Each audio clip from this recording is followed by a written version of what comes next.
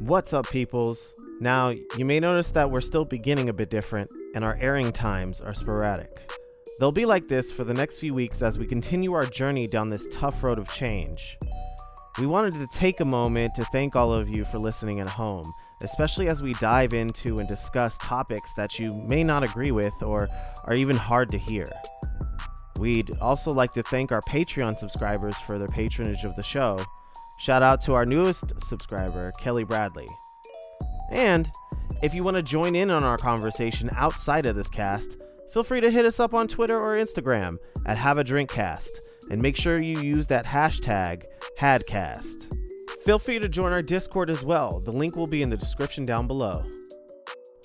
Thank you again, and get prepared to sit, think, and have a drink.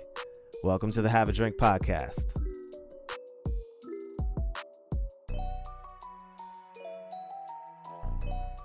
What's up, peoples, and welcome to the Have a Drink podcast. My name is Mr. Z, and I would like to invite y'all to sit, think, and have a drink while we dive into the hearts and minds of the generation. As I said before, I'm your host, Mr. Z. Down below is my co-host, Omega. And today we're joined by our very special guest, Cree Jackson, who has a weekly newsletter and a weekly love letter called With Love Cree. Also, you can find it at somethinggoodfridays.com. You can check that out on there. And we are joined by our brother Eddie. So let's dive right into it. Cree, what do you do? What is your profession? Where are you from? Like, tell me about yourself. Tell us about you. Well, I I don't even know where to start. I was born in Fresno and moved to the Bay Area for a little bit, and then went back to Fresno, came here to LA. So I'm in LA right now. I currently work for a visual effects company, so it's a production company. I work in the marketing and business development side as a coordinator. That's what my job is. That financially sustains me, but eventually I am manifesting and praying that I get to switch over to my passions that financially sustain me, which is writing through my blog, through my newsletter. That's the goal right there, to just sustain myself through that, through educating us as Black people and uplifting us. It's beautiful. What college did you go to? Are you a Fresno State person? Fresno State Bulldogs. Yeah. Yep, that's where I went, and now I'm in LA or South Bay. Cree, what first got you on the track of journalism and writing? And writing? That's a good question. I feel like since I was little, like I found a a book that I made like when I was like 4 or 5, but it's like stapled paper, and I can't even understand the words that I have on there, but I guess I just like writing. But I think that stems from Nana, our great grandma, or I'm not sure. No, that's your grandma. That's my great grandmother. She has a book that I saved, but I think that writing stems from that. So I enjoy writing. That's how I express myself and communicate. So yeah. That's beautiful to learn, considering I'm your uncle and I'm learning that for the first time. Yeah. Hey. But yeah. All right.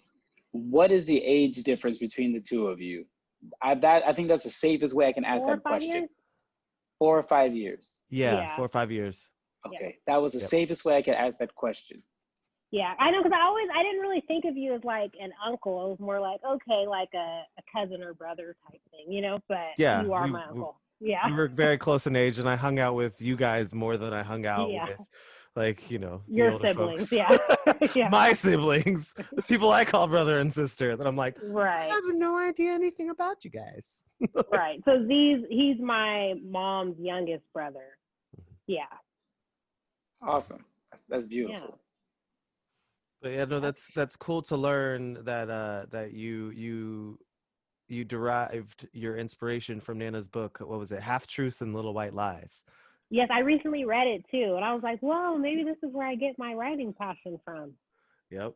But yeah. What is this book? So I know that's that.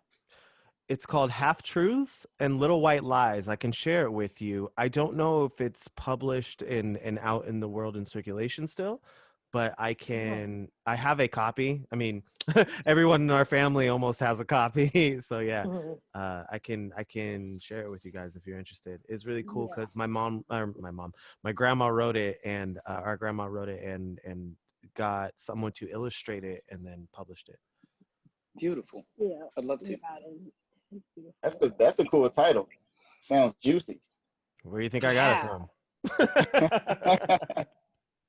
And I want you guys to stay tuned. So I'm going to get trained in breath work, right? To be a breath work facilitator. So that's another way that I want to give back to our community, so that way we can understand just how to help ourselves, decompress and relax and facilitate those things. So stay tuned. How That do they was it? find you on social media and everything?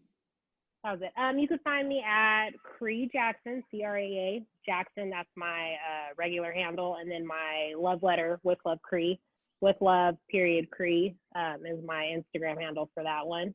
And you'll get all my updates on the weekly newsletters because I send a weekly newsletter out every Friday morning. That's why it's called Something Good on Friday mornings. And so I include my love letter into that email. So you guys, if you subscribe to it, you'll get it sent to your email every Friday morning with a love letter. Done. Thanks. I love it. Yeah. Beautiful.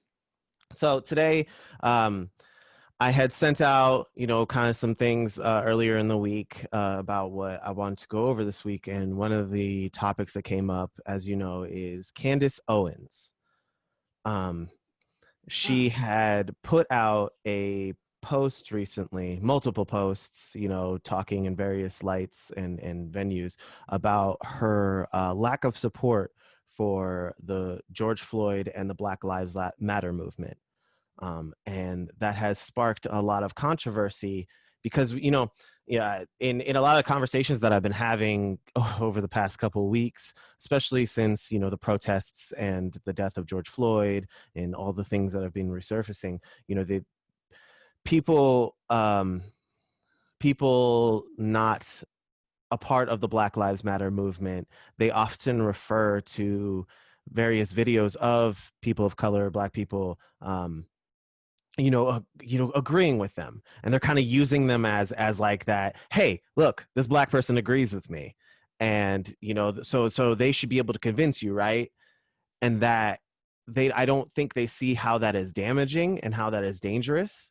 And I also feel like Candace doesn't see how dangerous that is for what she's doing, because that leaves so much room for people to excuse the behavior that is continuing just because one person, or let's say a handful of people who share the same skin color, are saying these things that promote or push forward, their ideologies, their views, rather than, them speaking from someone who's a part of the Black community. And I think the post that was circulated after that of who was it? The charity, Omega, if you can correct me, Charity Croft. Croft, yeah. Their response to Candace Owens, and I felt it was beautifully put,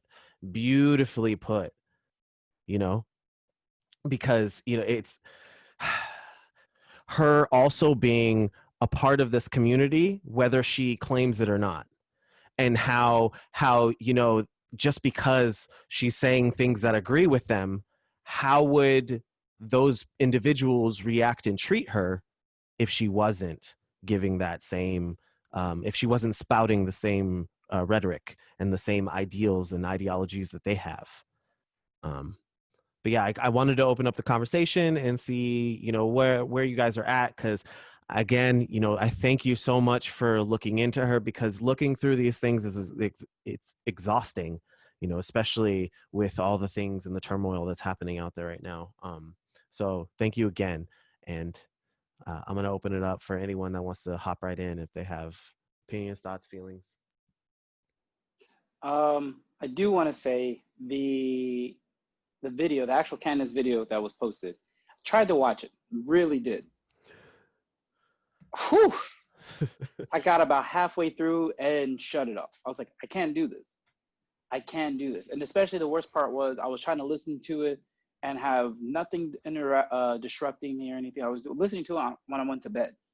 And I just had this in my head, and I was like, this is the wrong type of spirit I want to have going to bed. This is really disturbing to me. And I say it's disturbing because it's like I try to not look at the video and look at it very objectively and try to give her some grace, offer her grace. Like, have an open mind of saying she's got a different mindset, she's got a difference of opinion, and that's okay. You know, she is, I don't like to talk politics, but if I have to, like, she's a Republican. Okay. All that to the side, I'm like, I want to take all that away and just be like, she's just a person who has an opinion. Try and listen to it and keep an open mind. And it was hard. I'm a very open-minded person, but it was so hard to hear her speak because I know this is a Black woman who has got such a platform, such a voice, such a way about her to require you to pay attention. Require is not even the word I'm looking for. Demand attention. There we go. For that, she has such a presence that demands attention. And this is what she's saying. And the first thing that alarmed me, the biggest red flag for me, was when she started bringing up his past. It started making it, well, you know, talking about him being a criminal, not a citizen. That hurt me.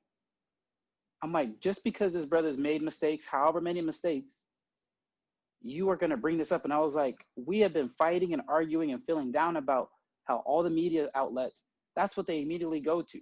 Let's talk about his past. Let's grab the worst pictures, grab the worst videos. We're going to put that up there. We want you to see this. Because this guy is not a man. He is a criminal. He's a thug. He's a this, that, and the other. And it hurt me to see that this woman, this Black woman, did this. She went out of her way to do basic Google searches, as she said, to do that. I was like, you went out of your way to find dirt on this man. You call him a martyr, and a martyr he's not. He didn't ask to do this. He was murdered, not martyred. He was murdered. There's a difference, two different M's. And it just really, really irked me a lot. So I'm sorry, I feel like I'm really. No, it's important to get that side across. The pain is real. Yeah, it was just so disturbing to hear her side and to hear how she just kept picking at him.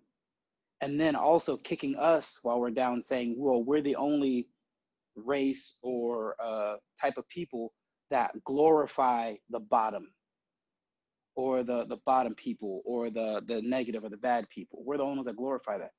But yeah, in my mind, I'm like, and then Charity Croft even said it. He was like, what about Scarface? What about The Godfather? I'm like, what about Al Capone? What about all these other mobster movies that they do? All of these mobster movies, all of these gang movies, all of this stuff. And they're trying to say that it's just us? Come on, man. Like, really? And that's how you feel? So it makes me wonder, does she hate? Does she have self-hate? Is that what it is? And that's where my mindset goes to is it deeper than just what's going on? Is it self-hate that she is exuding? Because I started looking at her Facebook, at her Instagram. I wanted to see, I was like, is she married? Does she have fun hobbies? Does she do this? Does she do that? Like, what is she into? I didn't see anything that really stood out to show me that she was about her Blackness or about her anything. And it doesn't always have to be about being Black or being all about the culture or the power, but you also have to be able to identify with yourself. And I feel like that's not being done. I feel like she's trying to fit in with the others. And that hurt. She's trying to fit in with the others. She definitely reminds me of Uncle Ruckus. Hate to say it, but it's the fact. Jack. Uncle Tom, Uncle Ruckus, no relation. I call her Uncle Ruckus, or what was his name? What was Samuel Jackson's name from the character's name from Django? You know what I'm talking about. What you mean, gonna let her sleep in the big house? But anyway, I'm sorry, it'll come to me later. But yeah, let me jump off my soapbox. Please, anybody else ready? Jump in. Yeah, I thought she was, it was just unbelievably ignorant, you know, and just ignorance in the literal definition of it, like lack of knowledge. Like there was no need to create a 20-minute video really trying to highlight the faults of somebody who was killed unarmed. Like, there's nothing to excuse that. And to ignore our history and how this goes back, police would, their jobs were to catch slaves if they ran away, you know? So that's in history. So it's not just like, okay, one day we decide that slaves are free, boom, police are just going to act right. No, like, this is ingrained in our history. So it's like there's systematic issues that she's not even bringing up. Like, she wants to say how we want to play victims and stuff. It's not about that. We never had an equal playing field, you know? So that's crazy. And then I like what you said about her having some self-hate. Have you guys heard of internalized depression? Yes. Yeah, and that's what that seems like too. Sometimes you have this internalized depression, which you don't even understand. But it's like, here you are, a Black woman, right? Who, and like you said, Z, if you had a change of opinion, they're not going to be loyal to you. Like, you know, like, the second you change your opinion, like, you are a Black person, right? And so whether you want to act like you're for this, for that, that's how people are going to look at you, you know? And so if you're not acknowledging that, it's problematic. So, I mean, I feel bad for her. I get trying to look at her as just a human, but she's just ignorant. And yeah, there's that internalized depression, that self-hate that she has to look at for herself, because it doesn't make sense what she tried to do, or the faults that she tried to put on this man, that because she wants to say that it's not to justify what happened or the police officer, but it is, like, because there's no other point that you're putting out this video for, you know? Like, we're not trying to say he was this amazing person. We're saying that this was not justice, what happened, you know? And that's the point. So yeah, that's how I feel. But it was hard watching her too, because it was just like, it was disappointing, you know, because we all need to stand together at this time. Like, there's no room for that energy. So yeah, it's a trip. And then Amanda Seales, do you guys know her? She Mm-mm. has what is she on? Do you guys watch Insecure?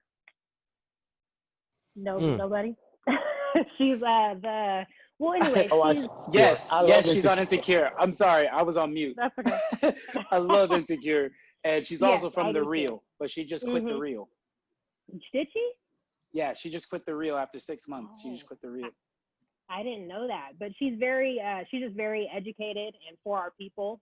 But she put out a tweet the other day that basically said, like, a coon is somebody who I think prefers white approval over Black advancement. It's something like that. And it's like, that's what it is. Like, over advancing our people, you want to get approval from white people. It doesn't make any sense. But yeah, that's how I feel about it. Oh, that's real. Yeah, I actually stumbled upon something she put out like right after we had finished the call last week. One of my friends posted it, or I don't know if he's my friend anymore, because of just what was going on. But he made this Facebook post, and he said, before you judge her, just just read it. And I read it, and it was about Candace. She was bringing up George's past, and my first question was, well, what does that matter? Like, who brings up the negative past of somebody who has died? Period. It doesn't matter what they've done, how they died, what was in their system. Like, who goes to a funeral and you hear them bring up a negative past? You want to hear about the good things, or the good things that that person does, or the good person he was aspiring to be. So it just seemed like really, really low for somebody to do something like that. And I tried to watch a couple of videos. It was exhausting, so I went to her Twitter and just read, because I was able to get through that faster. And one thing I noticed was that there was nothing positive that she said about Black people, like nothing. And it takes me back to like history class, when I learned about how they caught slaves. They didn't get off the boats and catch them themselves. They used other Black people, you know? And I feel like that's what she is. They're using her to try to get us to see their ways, or like you said before, um, they're using her to validate the way we should think, because she thinks that way, but she's trying to get approval from them. So of course she's going to side with them. And I definitely think she has self-hate. Um, I feel like um, I feel like black women are like the most confident people on this planet, you know, and for her just to not be supportive of you know, of her own race is it is it's definitely confusing to me. Like I don't get it, but I definitely think she has some self hate. I think she wants to be white. Um, yeah, I definitely wonder what her past was like how she grew up, what the hell happened to her. Well, it. Sorry to cut you off. It just Huh. it's interesting because I've seen it. Like, unfortunately, I've seen it in family members. Don't like calling themselves black. And even though we're mixed, even though some people have more than one thing in them, it doesn't matter. When they look at you in the outside world, you're a black person. If you looked at me, you'd think I'm black and white when I'm not. I'm much more than that. But like, you can see it in that because we've been fed the same things that everyone else has been fed throughout society for however many years, into our childhood, that some of us have internalized the internalized oppression, as you mentioned. We internalized that's that narrative, you know to a point where it runs deep, and you end up hating yourself for it. You end up hating other people like you for it. You're just like, you'll sit there and even like, you can be a black person sitting there, but if you catch yourself going, black people, that's a problem. That's a problem. Like that right there. It's like you're marginalizing a group of individuals that you belong to. You're like, you're separating yourself from them, and that's exactly what she's doing. And it's painful to go through. um I have a question for you. Sorry hmm. to interrupt you, but I have a question. And this actually opens to the table. Do you think she would get the same amount of energy if she was a light-skinned black woman doing this? You should probably get more, you know And I asked that because I've heard this so many times coming from, with between dark and light skinned people, where we always have had this clash, you know what I'm saying? Dark and light skin. But I mean, even though that could be in most races that outside of white races, um, the dark has always been looked down on. They're always trying to do something to look lighter to be closer to being whiter. You know what I mean? So my question is this, is like, would we have that same energy, or do you think she would be even more vocal if she's lighter skinned? And it just makes me wonder about that, because it's like, do you think she would have a little bit more love for herself if she was lighter or no? You know, I hate the fact that we even have this infighting amongst each other with those. I mean, we have our our little barbs every now and then, light skin, dark skin, that every now and then. But it's like, it's not something that I'm serious about. I'm proud of my dark skin, and at a time I wasn't proud of it when I was younger. I honestly wanted to be lighter like some of my siblings, until I found comfort within myself. And it makes me wonder, like, if she is she around enough dark skinned people like her to be comfortable within her skin, or is she only around those that are less melanated, so she wants to be that? You hear her voice? Do you hear the way she speaks? She don't sound she she Definitely she not comfortable she with has her she skin. yeah, definitely not comfortable on her skin. Like, she's trying to blend in. I know we code switch, because I brought this up in a discussion I had before. I mentioned to the person, I was like, do you hear the way I sound? I was like, the way I speak is very particular for a reason. Because if I didn't sound this way, then I wouldn't be invited to all the things I'm invited to.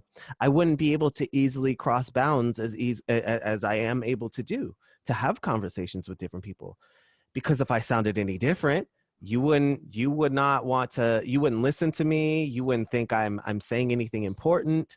Because when I'm around, and I told them, I was like, when I'm around you and other people like you, I sound like this. But when I'm around black people or people of color of any, any comfortability of like, okay, I got some color around me, I could start to relax my speech a little bit, to make sure that I'm not like, I don't have to sound a certain way in order to get by.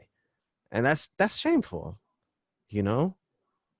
Sorry, I didn't mean to cut you off, Eddie, but yeah, that was my 2 No, cents. I think to answer, well, to just piggyback on what you're saying, Eddie, I think that colorism is definitely very real in the Black community and in other communities, like you said, Latino community. Like the lighter, the better in that sense, right? Because it's all this just white European systematic beauty standards, all of it. But it is important for us within our Black community.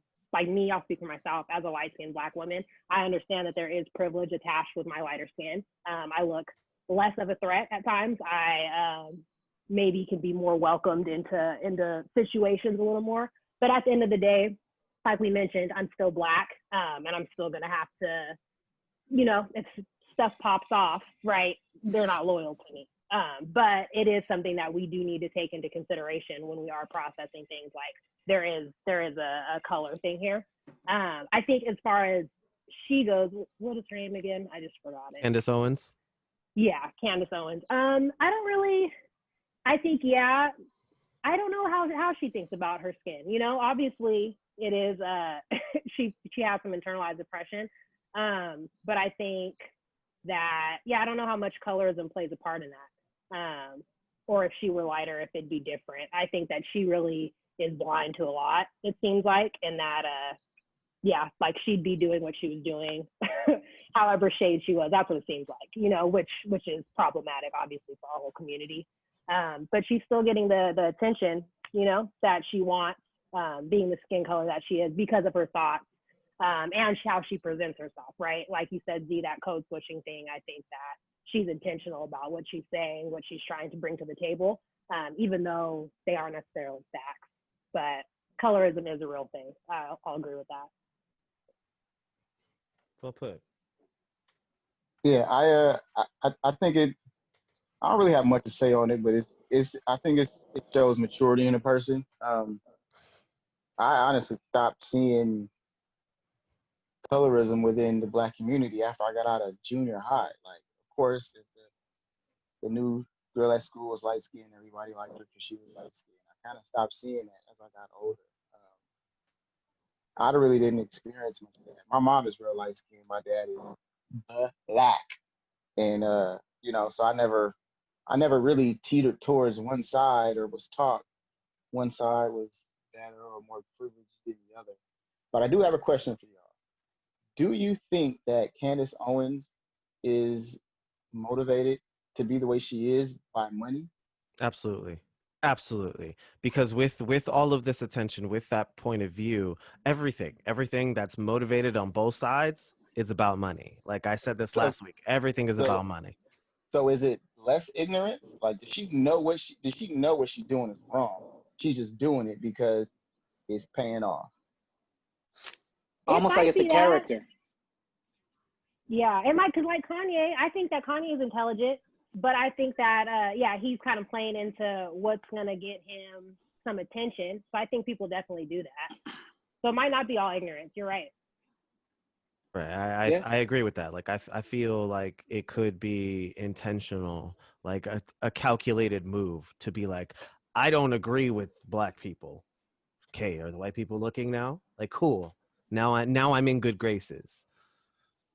Or is it she's being the political heel for our community? So now we're seeing it from both sides, just from our community, because we're more apt to listen to her because she looks like us. But yet she's playing the heel.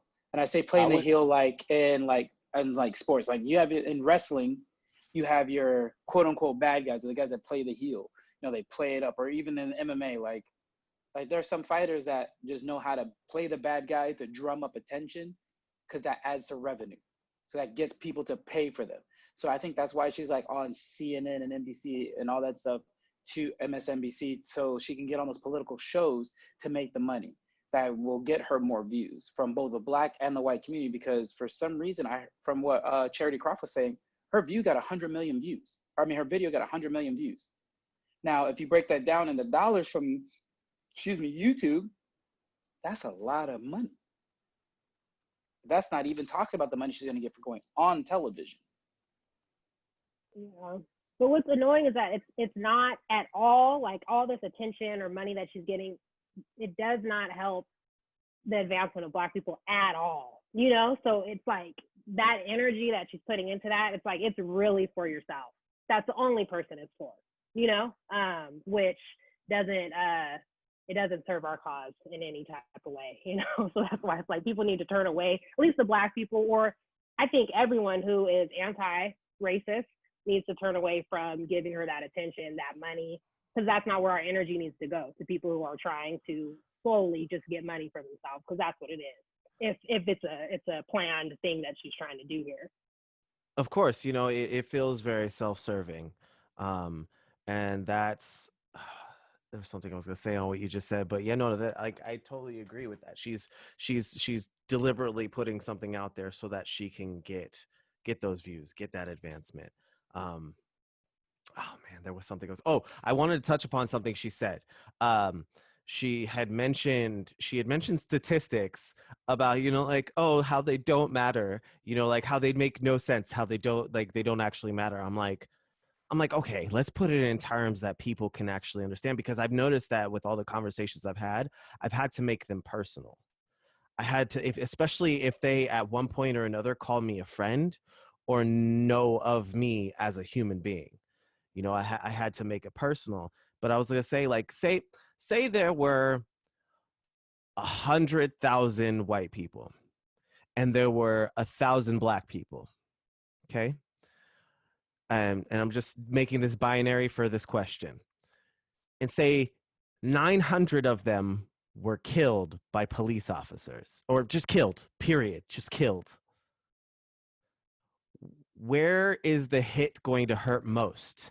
In the population of 100,000 people or the population of 1,000? Because 900 is not a lot to people who are like 100,000, but those are lives. So like that matters. That definitely matters. That those 900 people died.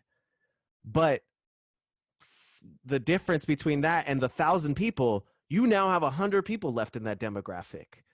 Whereas you still have a significant amount of people that can push forward. Excuse me.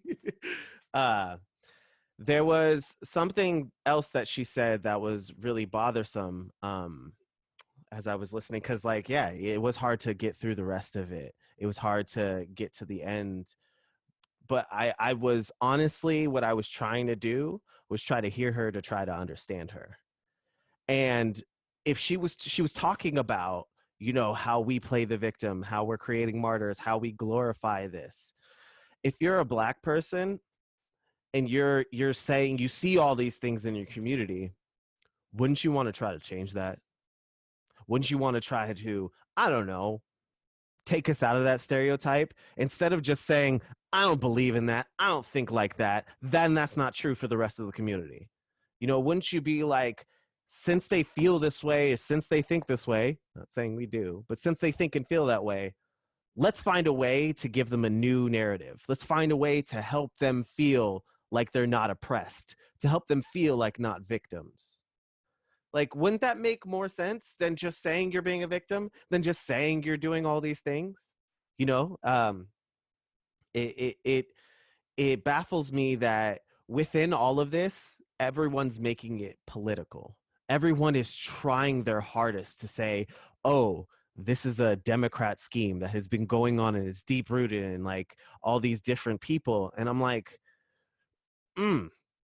what?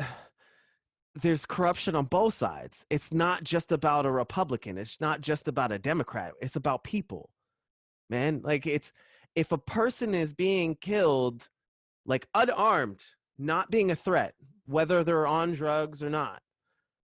If you have a gun, if you have weapons, and you have authority, why are you afraid? And this is something that I was thinking about, and something I had thought about over and over again as I was putting out another post, because it hit me. Because, as I said, I try to connect with people to try to understand them and to truly jump in their shoes. And like, because it was hurting. And I put out this post of like, someone who supports police, please justify why police are becoming more violent towards nonviolent protesters. I'm talking about outside the rioters. I'm talking about outside the crazy people that are attacking police officers. Justify why they would be harming people. And a lot of responses I got were still in the political range, you know, and somebody even was talking about the comparison between, you know, Black lives and how they refer to police officers as blue lives. And it's like, you don't choose to be Black. You choose to be a police officer. And that got me thinking. And I'm like, all right, let me put myself in their shoes for a moment. Okay. You're out on the front lines. All you've been hearing is these people are angry with you because a couple of people who look like you has done some bad shit. So now they're going to try to attack me. So already, not a couple though. Right. Right. Okay. Because, you know, there are a lot of people who look like me that are causing harm, that are doing bad things in the community. So then people are going to start to look at me and profile me and think that I'm going to do this to them. And you build yourself up in this mindset and you get ramped up. And so when you're in that mode, that's all you're thinking and feeling. And so I started feeling that, and it hit me. I was like, and this is gonna be super controversial because I posted it today. But think about it. Police officers are one of the only demographics of individuals who could know absolutely what it's like to be a Black person in America. And the reason why I say this is because just like me, they wake up every single day wondering, is today the day I'm going to be shot and killed? Because I wake up every single day wondering if I'm going to be pulled over by a police officer and I'm going to be killed, or if I'm going to be called on by somebody who doesn't agree with me or thinks that I'm a threat, I'm going to be killed. I fear that, whether it's by the hand of a police officer, whether by the hand of somebody crazy or what have you. Hold on, I'm almost done. And I was like, think about it this way. Police officers, what do they do when they wake up? Their job is extremely stressful, of course, extremely stressful. And and the way I got here was I was also talking about what defunding actually means, because underneath those uniforms, they are people, real, fearful people who wake up and wonder when they go into work, is today the day I'm going to die? Now, if you're taking that for a moment and actually like internalize that in yourself, if you wake up like that every single day, wouldn't you be on edge? Wouldn't you be, you know, more protective of your own life versus thinking about the job that you're trying to do? Are you So, done? I want to make sure oh, I finish. Let you finish. Okay. No, I'm done. Go for it, because Okay. I thought about that. Go for it. Okay. so oh no, go, ladies first. Oh, I sorry. Let me gather my thoughts here. I get the feeling, that sense of fear when you wake up, but as a person who is intentionally choosing their career, that's what you sign up for, you know, versus a Black woman, a Black man, even a Black trans person thinking I might just get killed just because of who I am, versus because, you know, this is the job I signed up for. This is dangerous, but I did all this schooling, right? And I am aware of what I'm signing up for and going into every single day, right? And that doesn't make it less scary, but it's like there's a choice there, and there isn't a choice, like you said earlier, that Black people have, you know. So I don't know. Yeah, that it's not quite the same to me. But yeah, I'll let you guys share your parts too. No, So I appreciate that. so um, you know, I tend to go off the extreme side sometimes. If they decided that they were gonna start killing Black people today, there is no way for us to get away from it. How? I'm Black. You can look at me and tell. But when police have that danger, all they got to do is remove the uniform. You know, they have a disguise, you know, because they made a choice to be that. We don't have that, you know. So when we wake up in the morning with the feeling, you know, I could lose my life today at the hands of a police officer, or just for the simple fact of me being Black, we have to deal with it and continue on with our day with no choice.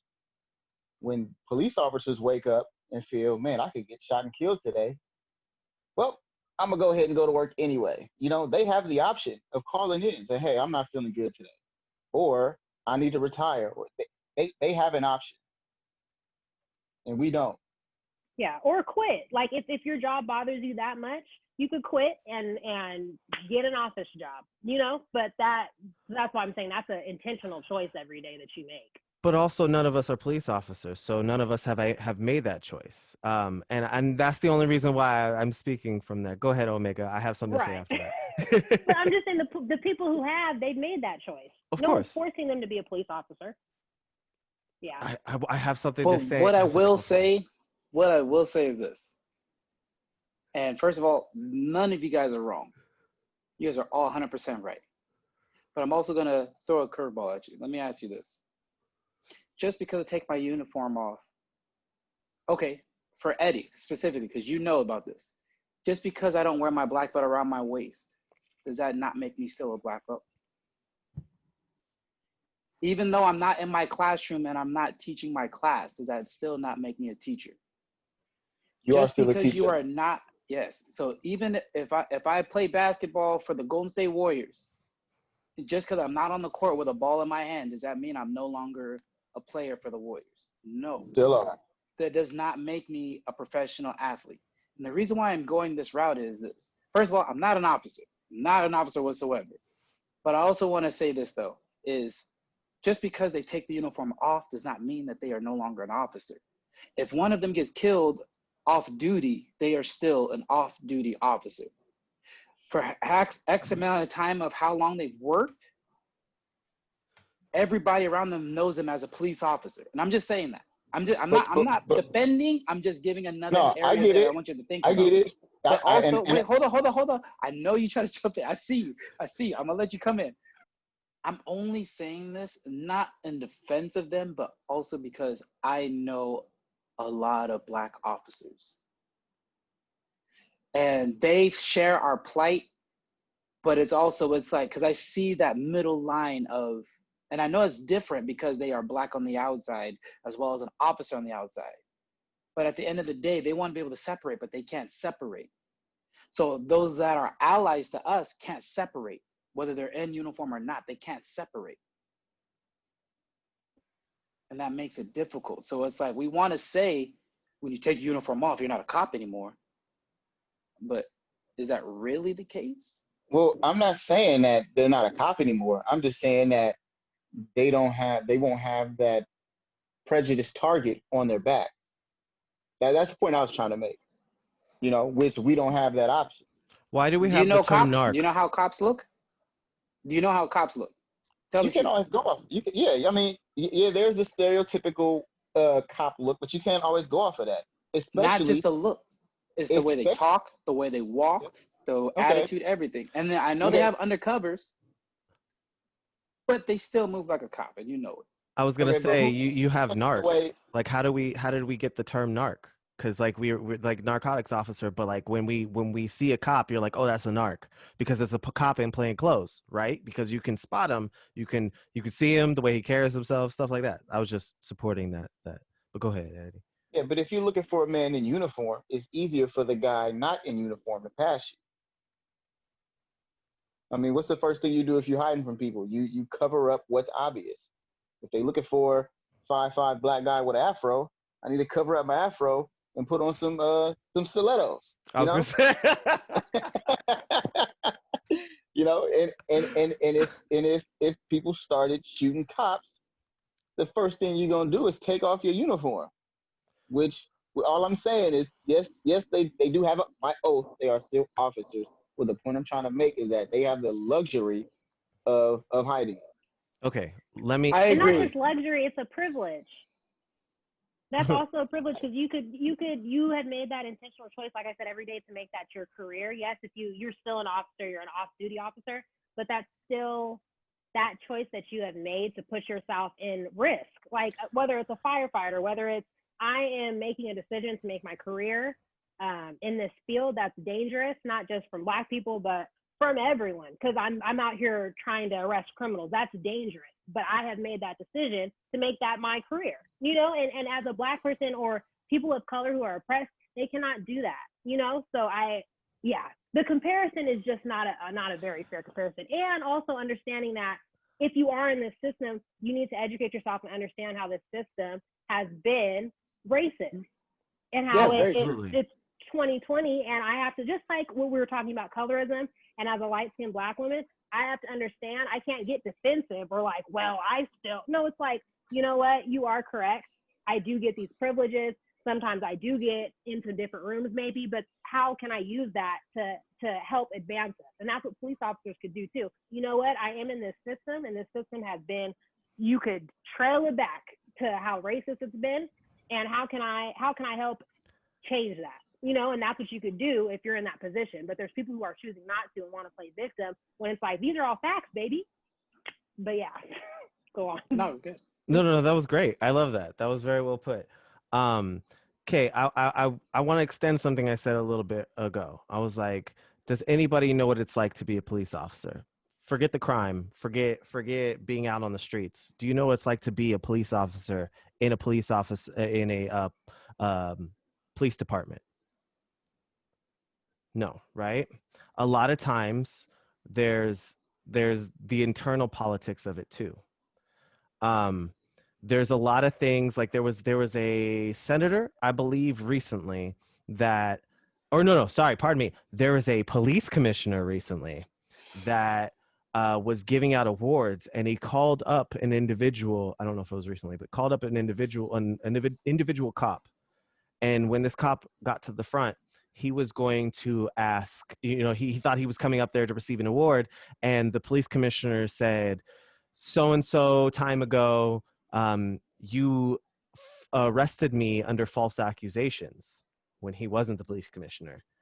And he said, and he brought that back up, and he says, I think you are a bad police officer, and I think you're a rogue police officer, and I don't feel like you should be working in this police department or as a police officer. And he sent him away. And you could see the mayor was getting upset, and the commentary about it was really important that I was listening to, because they were mentioning the way the mayor looked at the police commissioner was like, dude, what are you doing? Like, why are you talking bad about somebody who's in the inner circle? The important thing is now is you're in the inner circle. What happens outside of the circle, once you're in it, it doesn't matter. All that stuff that happened outside of there, that's because you were a civilian. You're not in the circle now. But now that you're in the circle, you can't talk bad about the people in the circle, because that's what it is. So the way it's formulated is it's like the boys club. You know, they say that in every department of everything, in entertainment, in sports, in military, police officers. There's this special boys club that women are trying to get themselves inside of, because they see that group they're like fostering. They're like, oh, I support him. They do this. If they do something wrong, we'll defend it because we have the money and the et cetera too. But I said that because, like, not only that, but how long does it take before you become a doctor or a nurse? How many years of schooling? 4, right? On top of the 4 that you already have, correct? I would say like 7 to 10 years. Yeah. Because you still got to go through all your clinicals. You got to go through all that, and your residencies, everything. Yeah. If you're going to but it become takes a long time, but for Right. an officer, it's a lot less. Right. It's significantly less. I think it's like 6 months to maybe a year. 6 to 9. Yeah, 6 Yeah. months to a year. 6 months to a year for cadet training. And guess how long they spend on de-escalation and nonviolent interactions? 4 hours. 4 hours on that time. You know, like it's, you're right, Cree. You know, like it is systemic. There are things that are in place in order to make it harder for us as Black people, or even just like part of a lower demographic of individuals, people who are on lower income, you know, because we talk, yes, right now because about Black lives, because that's what the fight we're fighting right now. And that was the most recent thing that happened. And we're trying to fight for that equality, not just for Black people, but for everyone else too.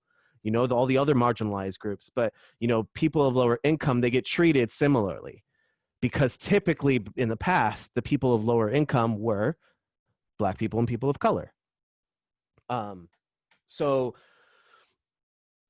So yeah, these things are in place to make it harder, and you can see that the training that comes with it is not all that it's cracked up to be. You know, so if you're a black person who's also a police officer, you're going to have this really hard internal fight, because if you're standing out against oppression as a police officer, everyone in your office is going to turn their back on you, because they're like, you don't turn against the boys in blue, you don't turn against this gang, you don't speak out against us, you're part of our crew now. It doesn't matter what you look like, it doesn't matter on the outside. And a sheriff's office somewhere recently got to experience that from another gentleman who was like, I can't go and kneel with my people because I'm black too, and I don't like social injustice, and I don't like brutality. All right, here, take my badge, take my gun, I'm out, I'm not coming back, bye. And he went out and he protested with everyone else. But that was because he saw firsthand that, like, going to fight from the inside is like the hardest thing ever, because all the people that are in positions of power are ex-police officers, they're ex-military. So it's rooted in the system, in that thought process of like, we're now separating civilians from officials, you know. That was just like a really long-winded No, explanation. yeah, I hear you. And then to piggyback off of what you said, like, which is why I think that especially police training, they should include um, training on racial biases and prejudices. Because I think all of us, no matter race, we all have prejudices. And during college, I got certified to be a like facilitator on that stuff. So it's like I was able to uncover mine, and you don't know them because they aren't. Sometimes you're born into them, you know. So you're seeing these things, you are interacting with your family, and then you adopt these thoughts and these beliefs that if you're a police officer with this higher responsibility, right? You see this black person and you automatically get a fear. This black man that's tall and to you is intimidating, right? But you don't. If you don't have that training, sometimes you don't understand that that is because of, oh, actually this is a bias that I have. This is a prejudice that stems from me just growing up, and I don't have any concrete facts to attach to the reason why I'm afraid of this black man, right? But you need to understand that that's a prejudice of mine, and that you need to do something about that. That's your responsibility to make sure that you don't go out into the field and let that affect you, you know, and how you operate, right? Because now you're a little scared, so now you want to whatever make sure that you defend yourself. Versus if it was this white man doing the exact same thing, that you wouldn't be as fearful. That's an issue, and you need to recognize that and compare that, you know? So I think that that's also important for people to get that training on that, you know, and especially police officers and people in these positions of power and responsibility need to understand their racial biases and uncover them so that way they can do their jobs effectively. If the ultimate point is justice, then that's just what you need to do. You're taking on that responsibility to make sure that you're enforcing justice, you know? So yeah, that's my thought. I feel another thing that is an issue is a lot of, I don't know if it's changed recently, and it very well could, but I feel like there's also those officers that don't police their own community. There are a lot of officers that don't police their own community. So therefore, they will have a different bias or fear or misunderstanding of their community because they see it from a cop's eyes and not from, I grew up here. You know, because the officers that I know that come from this area, they have a whole nother swag about them. They have a whole other way of how they carry themselves, how they talk to people, how they interact with people. But then when you have those officers that come from outside of the community, well, they don't know you from scratch. They don't know you from Adam. And I'm going to share with you a story, a quick one. I'll be quick. My car got broken into. 97 Honda Accord outside of my condo complex. And it took the officers a few hours to get here. Officer came up, took my information, was talking to me about it. And then he's like, wait, so your name is Gooch? I said, yes. Like, did your dad teach baseball? I was like, yeah, he coached my younger brother's baseball teams, yeah. It's like, your father was my son's baseball coach. And he's like talking to me, and my anxiety level, which was here, even though he was a black, he was still an officer. My anxiety level was here. The moment he found that relationship with me, it dropped down to here. Because I was like, okay, I'm safe. I'm okay. You know, so he knows my dad passed away. He knows about my life. He has an idea about me. And then that conversation changed from the issue in my car to, hey, you ever thought about joining the San Jose police, the police force? You know, we're looking for some good men, and we could always use some more brothers on the force and everything else. And I'm like, I thought about it, but not really. But thank you, brother. I appreciate it. Now, don't forget Honda Accord 97, broken into, busted, messed up. Please, fine, help. You know, try to kind of disregard it. But once I walked away, it made me think, this is an officer from my community. I feel a little bit safer. I feel a little bit more comfortable with somebody that knows this area, that knows the people, that knew me. Now, what if we have more officers like that, that look like us, move like us, that went to school with us? How much more different would our interactions be now? You know, that would take, if I may, you know, people from the community actually applying to be police officers. Um, you know, when you grow up with this fear and you have this certain, I guess you could say, stereotype for what your encounter with a police officer is going to be like. You know, like we're all taught it. You ask 1,000 black people, what is your relationship and what were you taught about police officers? And it's to try to be as respectful as possible. Don't move too fast and keep your hands where they can see them. Right? You know, and like that initial that ingrained feeling then becomes can foster into fuck the police, you know, and like not wanting to be have anything to do and associate with anything like that, you know, so they don't go the route of like, I'm going to join the police force and I'm going to police my community so that I can make sure that my community is safer. Some people do, but not more of the people in those communities. um but it's interesting to think about if they were coming from your community. What about you, Eddie? So I could be wrong, but I was under the impression that they didn't allow officers to patrol their own communities for the purpose of, you know, if I was a cop and I pulled you over, Z, I might be more Retaliation. likely, or I might be more likely to turn my head because I know him. I grew up with him.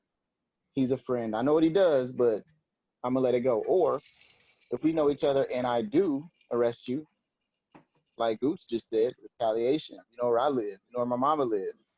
You know where my kids go to school. That So didn't matter for George I Floyd. think, They knew each other yeah, but didn't he move there from? from He moved there another from a state. whole other state, Yeah. right? Yeah. So it's not like a community that he grew up in, and we don't know if that officer grew up in it. You but I think that and I could be wrong. This is what I always assume. And I might have read it somewhere a long time ago, but I thought just to so they don't have that bias, that friendly bias towards the people that they're supposed to be patrolling or arresting or whatever. And I feel like I probably heard the same thing too, but I also feel like that's a problem. If that is true, that's a problem.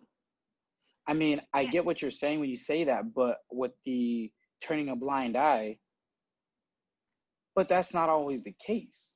Maybe the blind eye is an understanding, or it's a make sure that they get home, because there are cops that are very lenient with a lot of different people, whether they know you or they don't.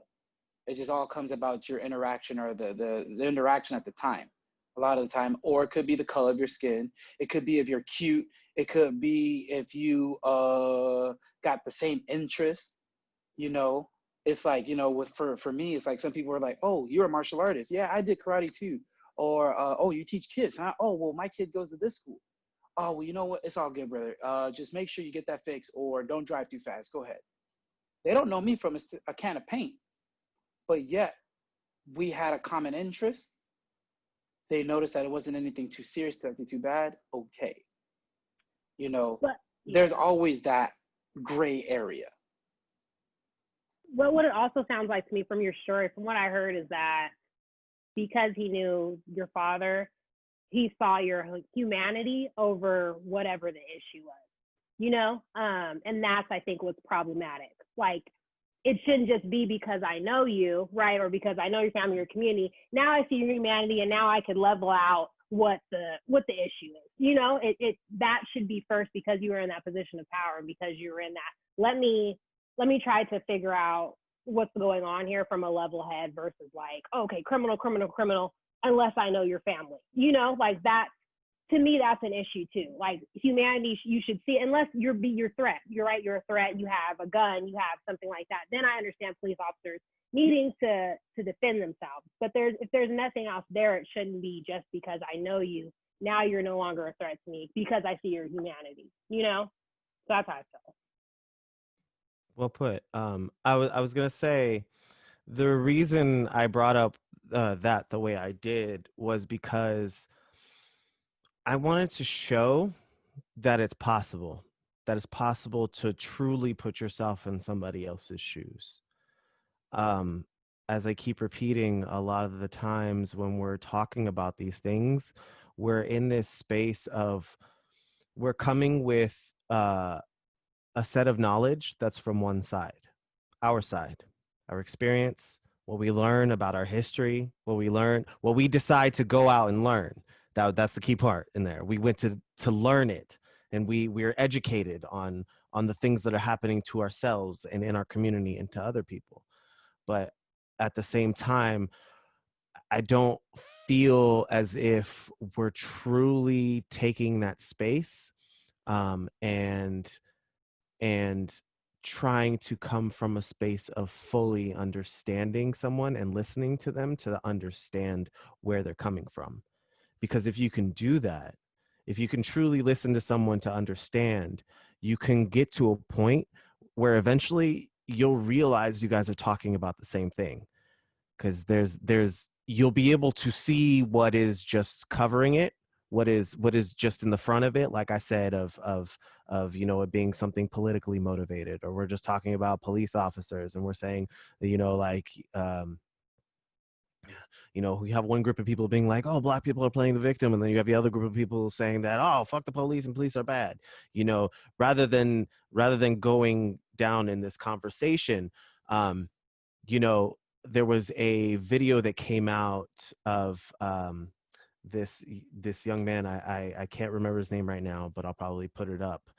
He has this series that's come out, and it's called Uncomfortable Conversations. And one of the things he talks about is having the ability to have those uncomfortable conversations that the rioting and the anger that you're seeing is a display of one of the stages of grief. We just saw someone who looked like us die. We just saw someone that we can look at and see that could have very well been me. That could have very well been my brother. That could have been my uncle. Breonna Taylor could have been my niece, could have been my sister, could have been anybody, And so when we're angry, the rioting is the voice of the unheard.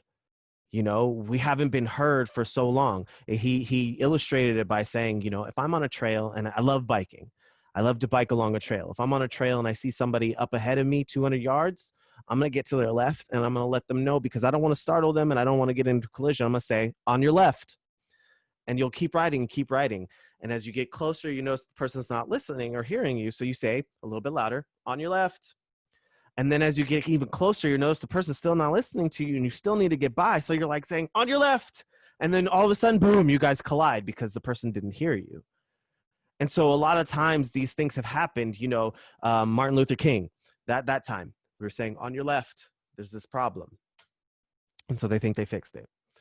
And then Rodney King comes out. We say it again, on your left, because we're getting a little closer. And then we get to this other space of where now we're at these past couple of years, and there's death after death after death after death. And now we're at this point where we're at that collision point of where we say on your left, and boom, everything is colliding. And this is the collision. Now we're going through that stage of grief where we're dealing with anger. You didn't hear me. But what's past that anger? What's past these emotions? You know, like what are the things we are trying to say? Because we brought it up last week of when someone's yelling at you, it's hard to hear because you're feeling anxiety, your guard is up, you're feeling attacked, you're thinking one of two things: fight or flight. Natural human reaction. And so all of these things are going to start to build up. But what after those things are reacting, after those have been implemented, what do you think? What do you feel you need? And I feel as if we should start moving in that direction of not just protesting, not just having people out there and like just saying it really loud, but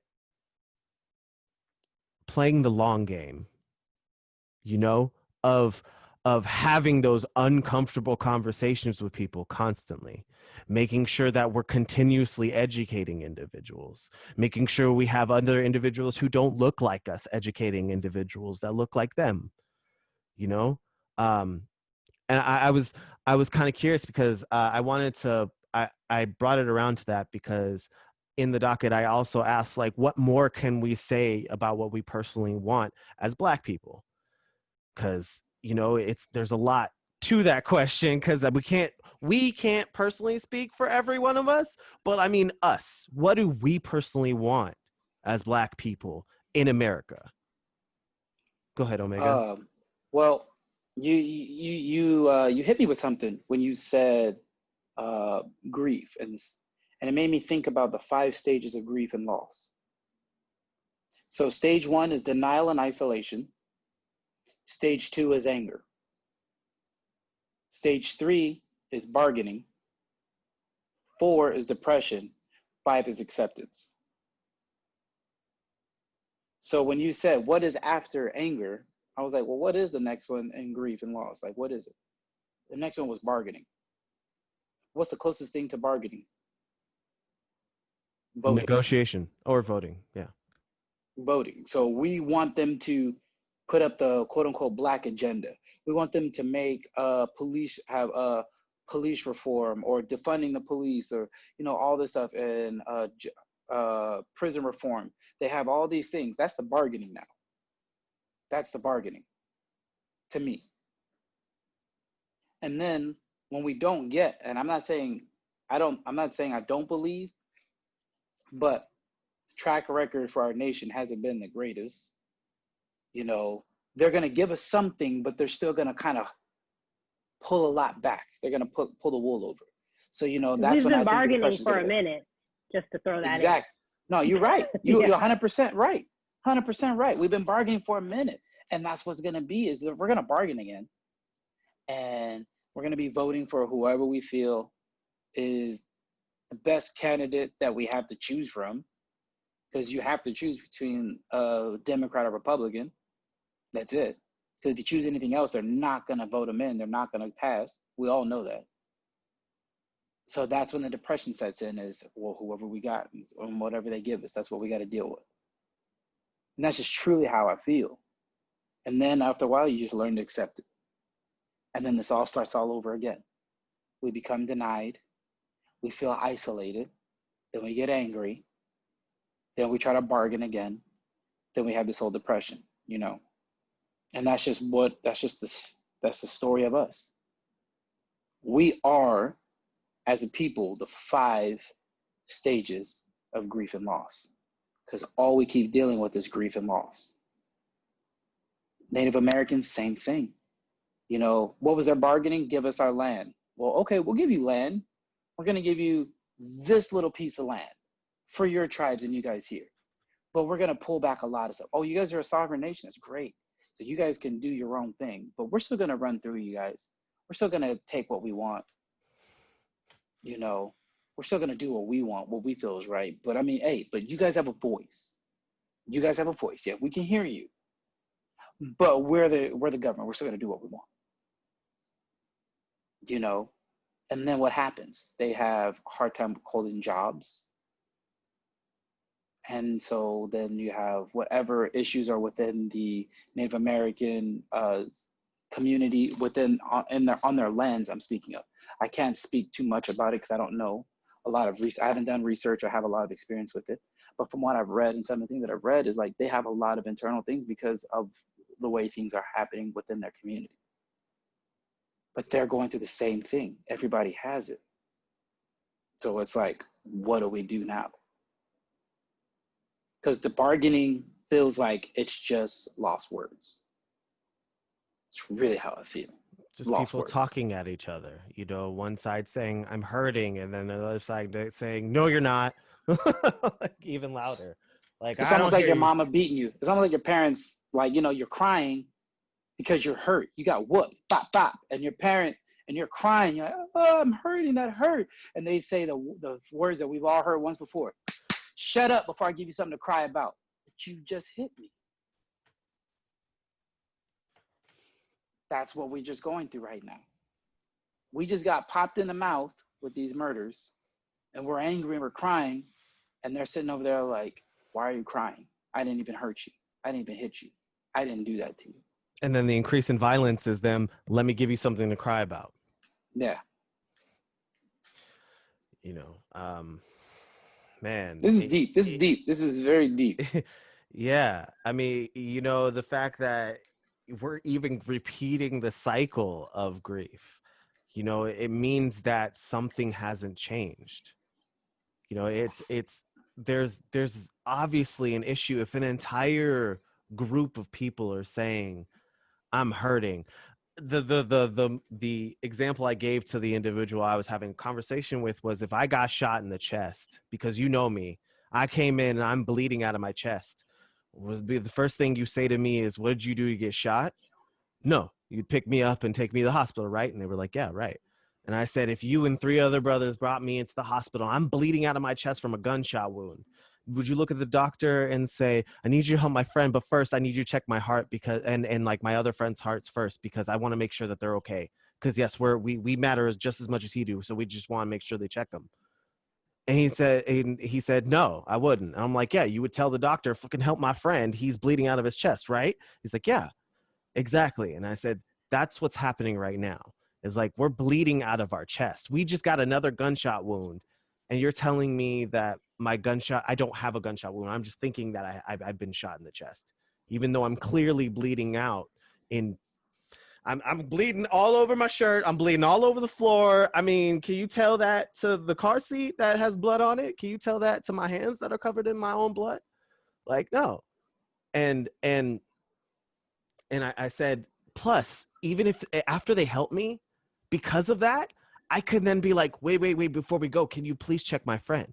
Because I know my friend has a congenital heart disease. I want to make sure he's okay. And then my other friends too, you know, like we're trying in that sense of like the airplane mask dropping and you got to secure your own first. This is not that. You can't do that with racism. You can't do that with systemic racism. You can't do that with social injustices. Actually, it has already happened. Look at the immigrants from Sicily, from Ireland, from Germany. All of those people have already secured their mask. Right. They Okay. have already secured their mask. Agreed. Because when But they are they came gonna over, Yeah. there were signs that said Irish need not apply. You know, Yeah. it's. I said this, and it's going to be controversial, but hear me out. I said white people are amazing. They are the only group of people I know that can oppress every other group and people inside their own group of demographic. You know, like you can oppress, you know, Latinos, Latinx. You can oppress Black people, other people of color, and you can oppress other white people. You know, just because you're Jewish, just because you're Italian, just because you're Irish, you know, just because you're different from me. And it's amazing that because you see this with people who are proud to be Americans, is like they just think that they're the end all be all and they're the greatest to ever exist. And that, but they're made up of all the people that came from all the different countries to make us great in different ways, to bring their own culture. Like, if isn't that what America was supposed to be about, apart from the people who were brought here unwillingly? You know, like, isn't that what is it supposed to be about? You know, coming to America, bringing your culture, not just, you know, forgetting the hardships and the bad shit of your homeland, because, you know, a lot of people escape that for a reason, but to come here and start fresh, to bring your own flavor, your own flair on life itself. And I feel at some point people just they ignore that. Go ahead, Cray. You look like you were saying something. Oh no, I was just gonna say, with that though, but if the land was originally stolen, then we're already based on like a foundation of injustice, you know, from Of like Native course. Americans. Of So course. yeah, 100%. like that's I just think people need to really get, especially white people, need to get educated on. And then I hear you saying that they're amazing, but it's like they're inherited with power and privilege. And like there's these things that, like I said, we aren't on an equal playing field. So it's like white people aren't just inherited this just naturally. It's like this is how the system was set up for them to kind of be a little bit higher, which is the white supremacy thing, than everyone else of color, you know? And I think that's what people need to, as far as white people, like everyone needs to understand that, so that way we can work towards, yeah, like, okay, how do we fix this? How do we bring equity? How do we bring these people of color and these marginalized groups, like, give them what they need, so that way their communities can be successful too and evolve, because we're not evolving right now as we should, at the pace that we should be, you know? So, Well, that was like, if sorry, I don't mean to cut you off. If again, the gentleman who did the uncomfortable conversations, he was saying, if me and you got into a foot race, and at the starting line the ref held me back and gave you a 200-meter head start, and then let their hand down and said go, what do you think we would need to do in order to make this equitable? You know, we would either have to have the person who's already 200 meters ahead stop their race and stop running to let us catch up, or put us in a go-kart and like fast forward us up to where that person is, let us out, and we can continue running from there. You know, I feel like we don't have that privilege. So something to bring it back to the beginning of what we were saying, you know, having someone like Candace Owens being like, oh, you know, see, I made it, I did all these things. Even Freeman Morgan Freeman has even said some shit about this, about how he doesn't think racism exists, how he doesn't feel, I know that not hurt my heart. Morgan, It not hurt my Morgan heart. Freeman. Not the Hurt my voice of God. heart. Not the voice of God. Like, Block? yes, like he was you know, like he even said some shit about, like, I don't think there's racism, you know, like, what do you mean you're gonna tell me that I'm a black man and I can't do this? See, me and you, we're proof that, you know, that racism doesn't exist anymore, that we don't have this anymore. And I'm like, brother, how much harder did you have to work? How, because what everyone else can be famous and get famous off of, we have to be phenomenal at, you know? You know, you know how many white actors and retired already, and his old ass still acting to pay his mortgage. Come on now, that's proof. Exactly. You know, like, and it's just interesting to see that, like, that those people who worked extra hard, that figured out their way through the system, are now talking about how, you know, how they don't feel like, oh, there's this, like, disproportionate, you know, like, wealth balance, or, you know, opportunity balance, or even privilege balance, you know, when there clearly is for everyone else of that demographic. That's like, hey, but what about, you know, the rest of us? Not just the 4 or 5, 6 or 7 of y'all that worked hella hard to get there, or did whatever you needed to do to further your own agenda. Not saying that Morgan Freeman did that to get to where he was at, but people like, unfortunately, Kanye, you know, like he did something so that he could further his own agenda. He ended up talking about aliens and all sorts of shit, like with Trump. Like, what did that really help? What did that gain for us? You know, it got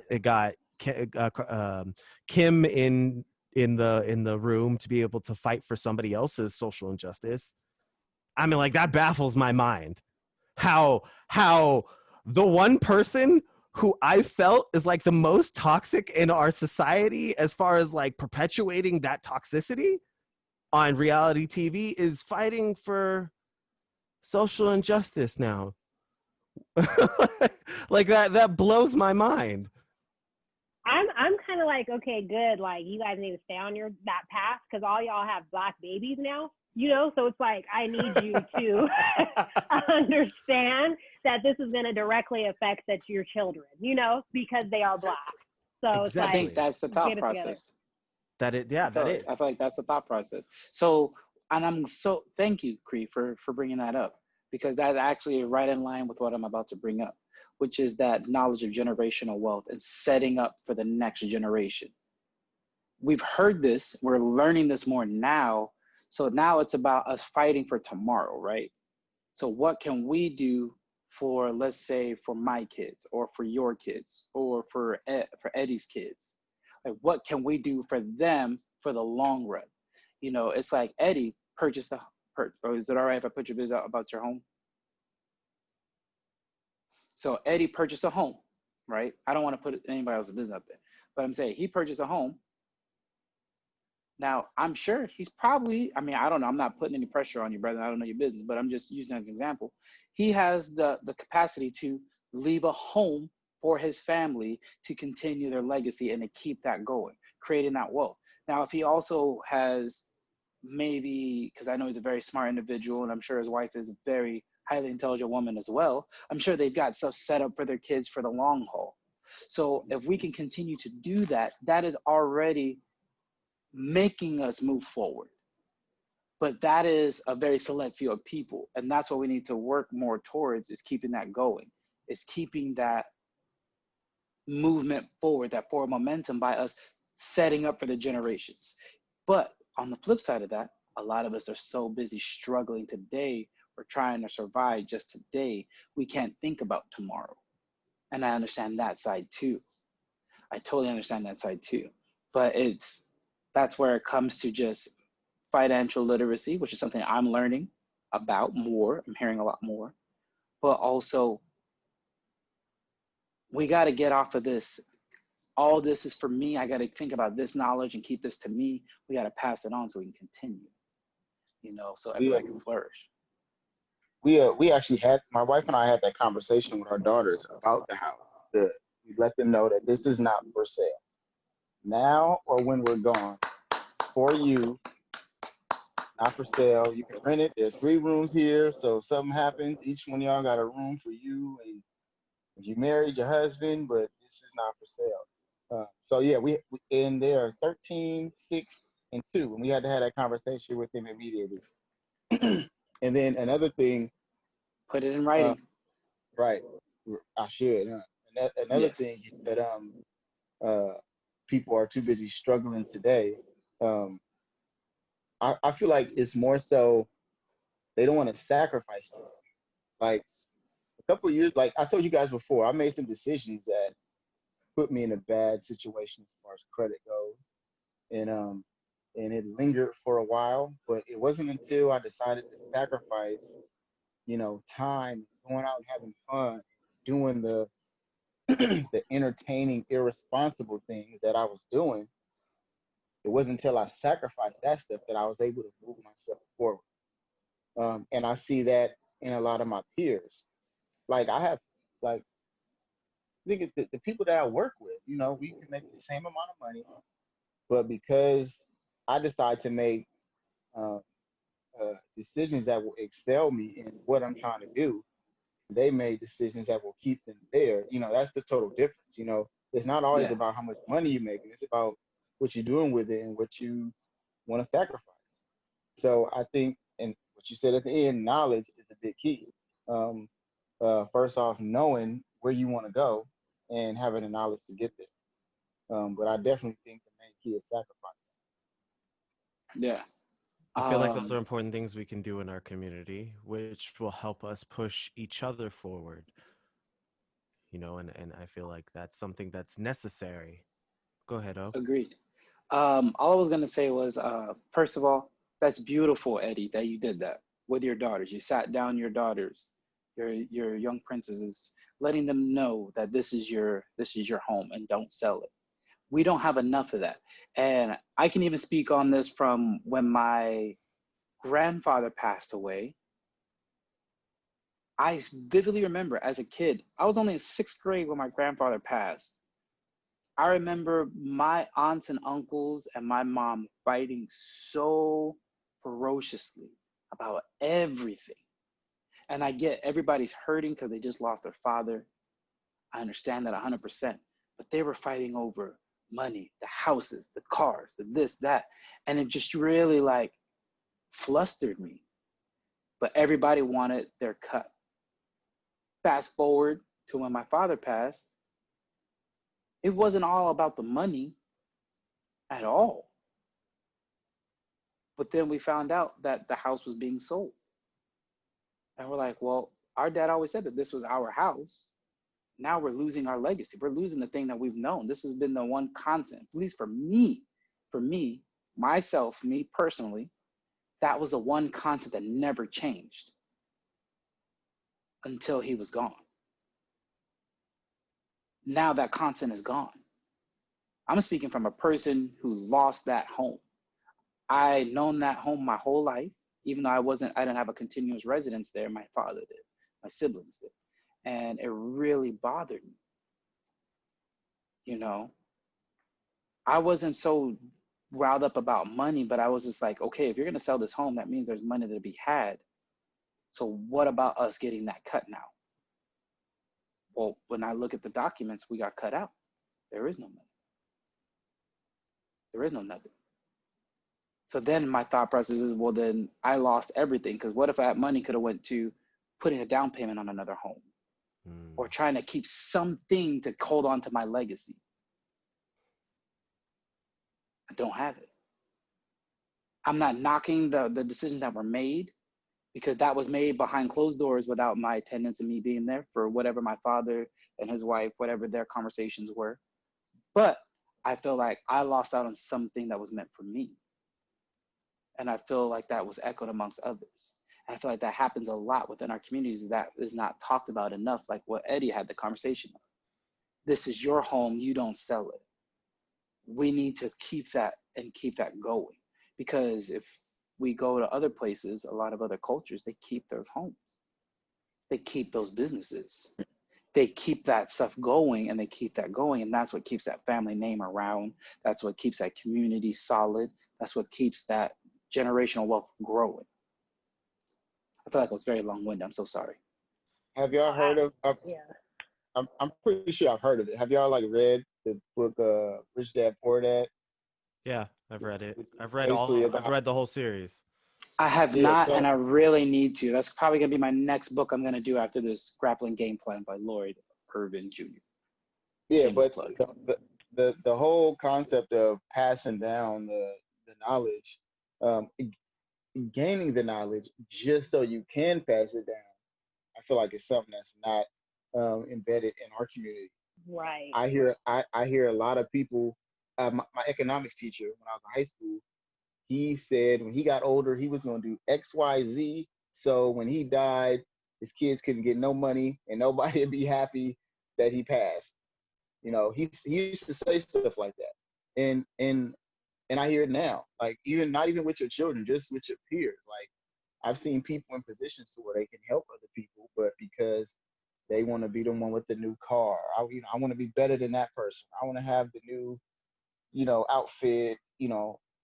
I'm not going to tell them where I got it from. Instead of gaining, this information and passing it down. There's this movie on on Netflix. It just came to mind. It's called The Platform, and I haven't watched it yet, but I kind of got the concept from the preview. These people are in prison, and at the very top, there's a platform full of food, and it drops down. And by the time it gets to the people at the bottom, they are fighting and eating scraps and eating each other because the people up here are eating too much. When if they would just eat just enough for the day, everybody would have sense. And I think, it's the same. It's a similar concept with it. Um, It was a good so movie, by the way.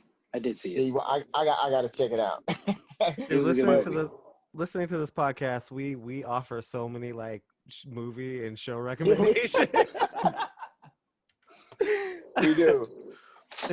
We're also your one-stop directory for all good movies you'd like to see. That'd be interesting. And don't make sure they don't scare you though. We'll make sure. Right. But I think it's just crazy to me that something as simple as knowledge, is not passed down in our community. If it was, we would definitely be better off. Agreed. I super agree. Um, can I also say something before you jump in? I'm sorry. With that knowledge also though, we have to remember people have to be ready to receive the knowledge. Because there are some people that you can tell them, you can show them, but they may not be they are not ready to receive it yet. But does I that feel like mean it's that's still true. bad? Does that mean it's bad to give it to him? Because there's plenty of times where my No, father no, no, told no, no, me, no, no. and then I, years later, I remember, oh, my dad, he told me about this. I feel Yeah. like that's true for everything that's happening now though too. Like we can talk about this, we can have all these conversations, but people need to be willing to actually like receive it. And that's like one of the hardest things that's going on right now for at least us and people of color, trying to have those hard conversations with people who don't want to receive it.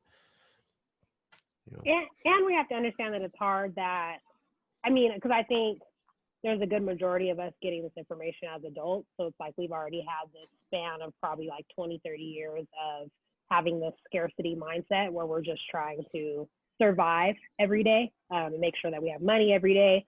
And that just the present moment is what we're focusing on versus there's other people, right? White people who have been privileged to be inherited this education, right? And this knowledge to know, hey, this is what you need to do to create this generational wealth.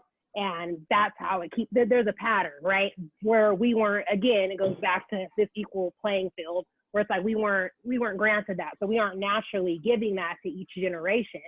So if you are privileged at this point, right, in our adult life to understand like, oh, hey, hold up, something's different here. I didn't know about generational wealth. So let me figure out how to do this, right? While understanding that there are people who are our same age that may not grasp that concept as much, because there's these 20, 30 years where it's like, hey, I've just had to, I have to survive and think about myself. That's all I've been privileged to be educated on right now, So I think it's just also important to always understand those things too. Like we were not given this knowledge, this education. A lot of us have to go out and seek this, or we go to college and then we get this education, or we look it up ourselves and then we get this education, but it's not passed down to us like it is for white people, or people in power.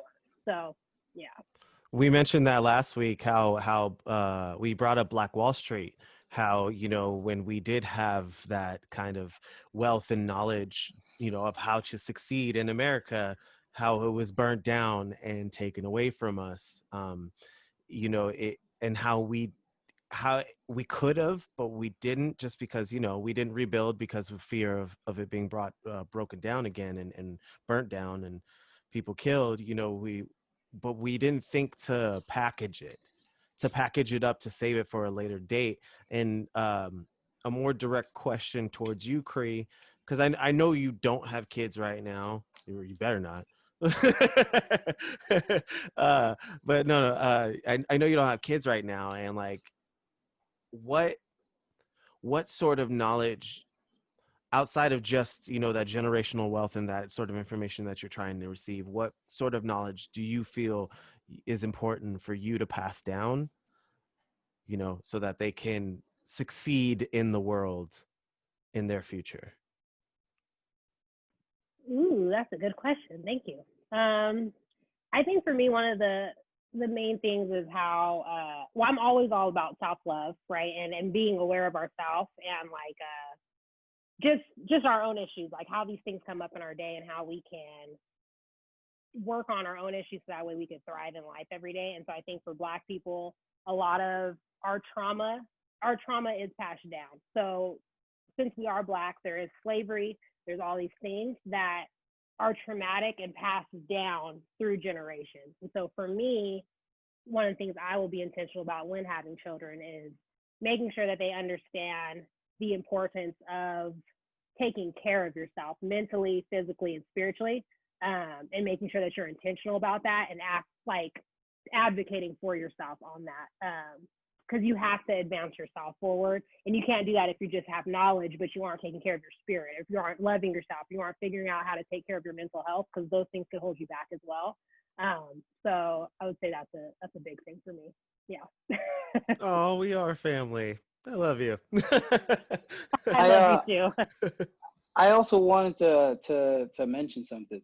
I actually read this passage from a very talented person, and it was very eye-opening and warming to my heart, was to hear these words. And I feel like this is something that we need to almost make it a daily thing to be said, not only to ourselves but to our children and to our loved ones.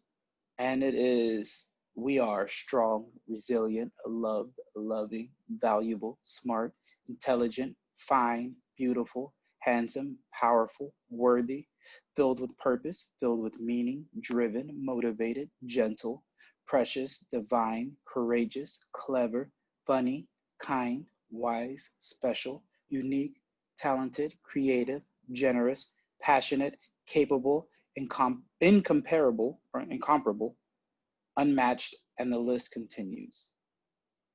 We embody all of these words, and I will always be here to remind us of that.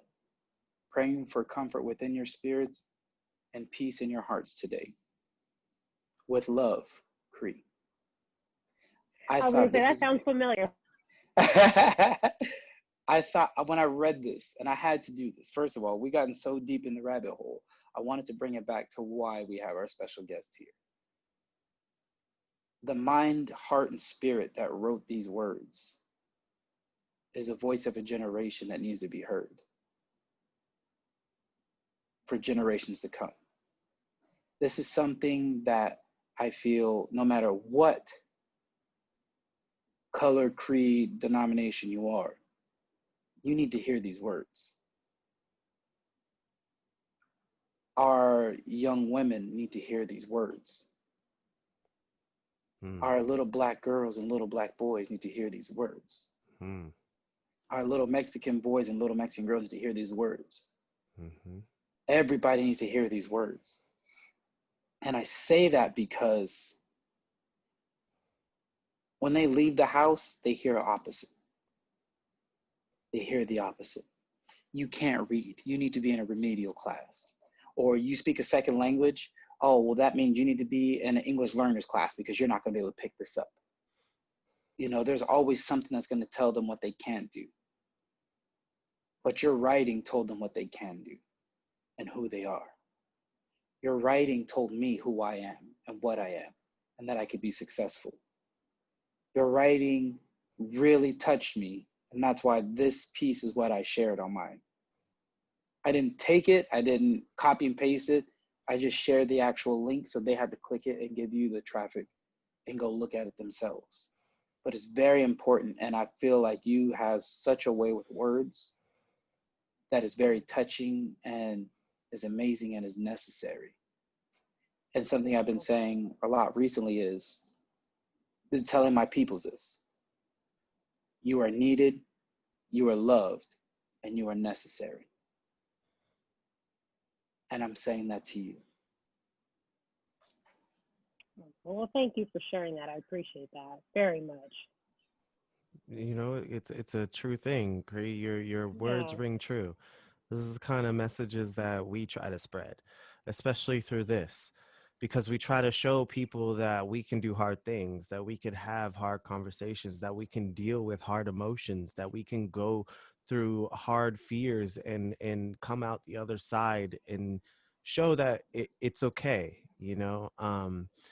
Feeding feeding that back out into the world, because yeah, a lot of young men and young women out there, they don't get to hear those kinds of words.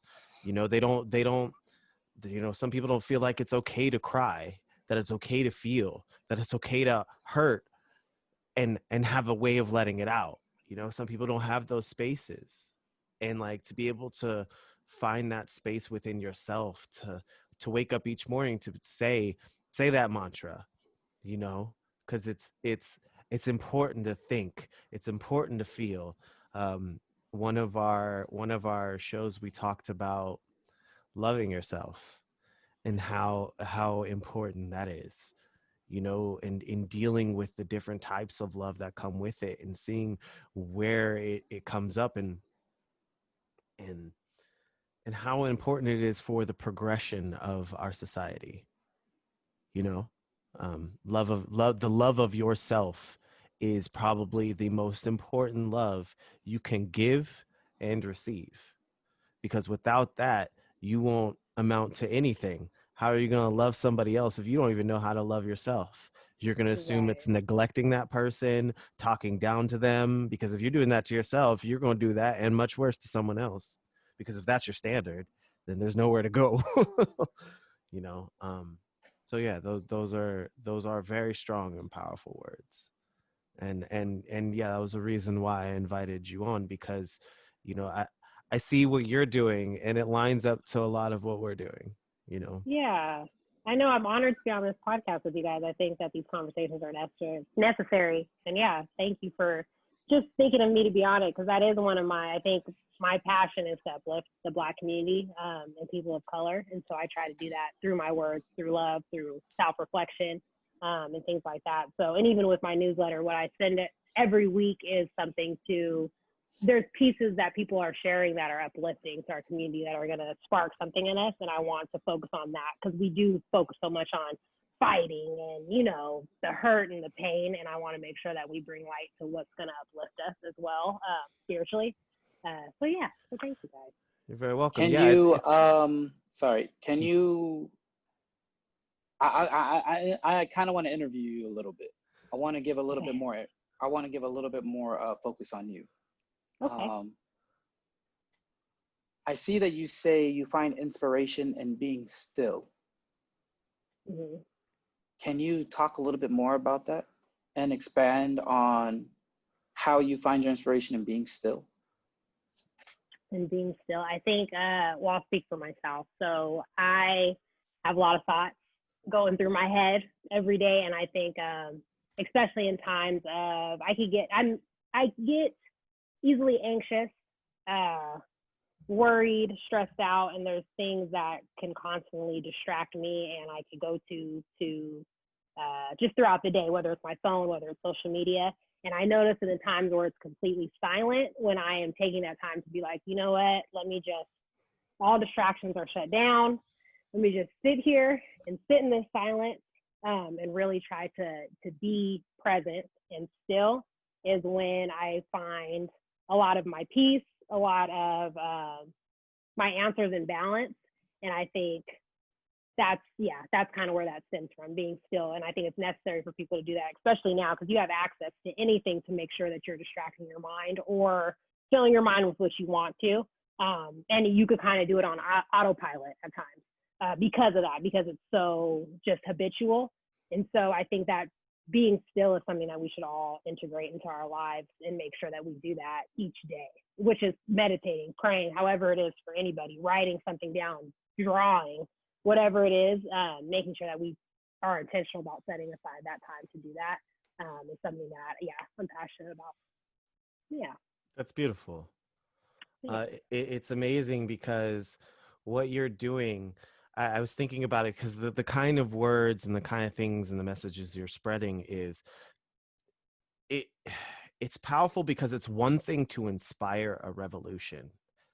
It's another thing to be able to inspire love in the hearts of everyone, and that I feel like is where we'll be able to really hit, at the heart of everything, pardon my pun, but like, you know, like be able to get that, dig deep. I do want to ask a question real quick because I want to start with you, Cree, but this question is for everyone because one of the many things that we were asked about, we're constantly asked about, or at least me, is how do we as a community want to be referred to?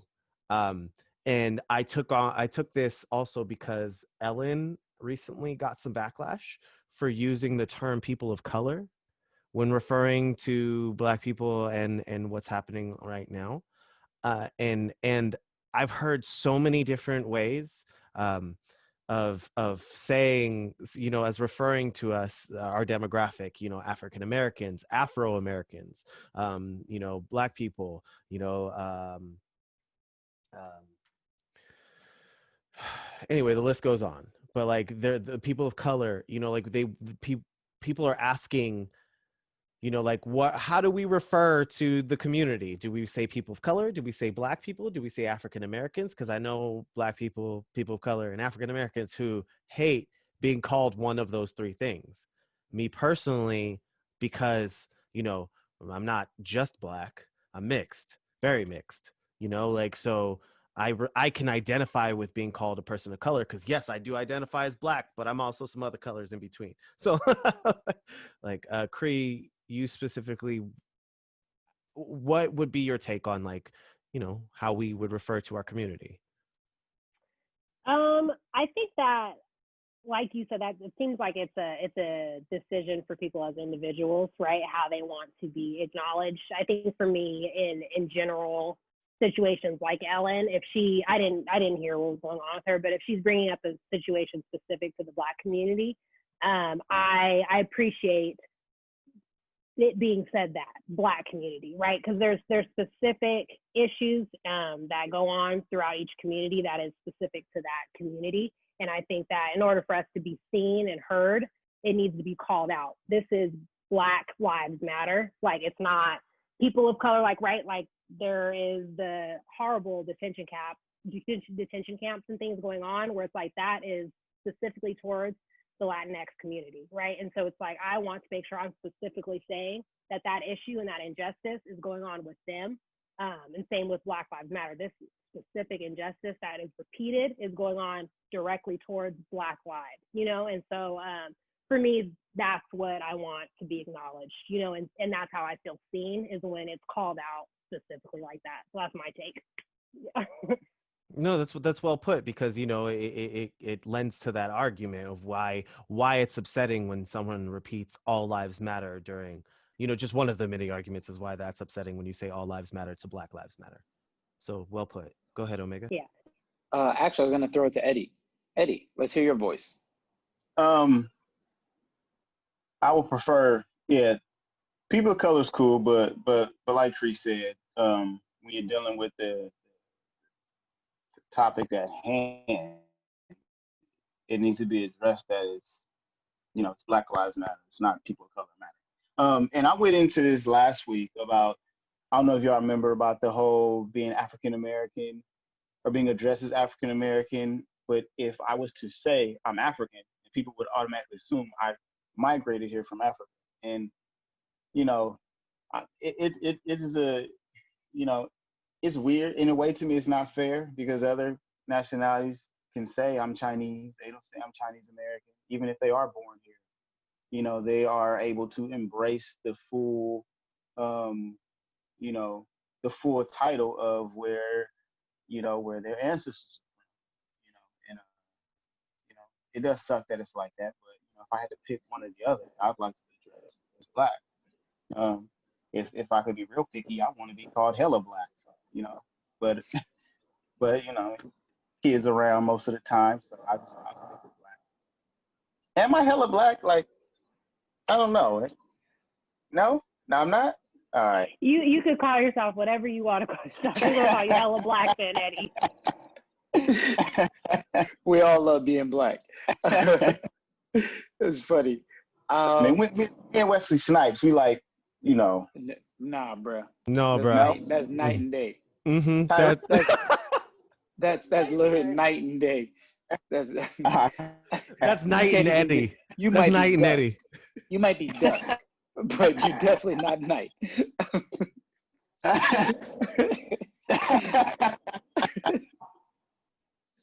um, I love how you put that, Eddie. I truly do. And Cree, I love your stances. Z as well. Um, I'm actually going to piggyback off of what Eddie was just talking about how they're able to say I'm Mexican American or I'm Mexican or I'm Korean American or I'm Korean. They have that. Um, I don't want to call myself a color. And that's the only thing. So it's like, why do I have to be a color? If everybody else can be a nationality, why do I have to be a color? Why can't I? And if I say American, granted, yes, I am American, but then when they're doing their news thing and they're like, this melanated American over here was just, they're not going to go through all that. They're not going to call me an American. They're going to say an African American, or they're going to say this young black man, or probably old by then, you know. But what I would prefer is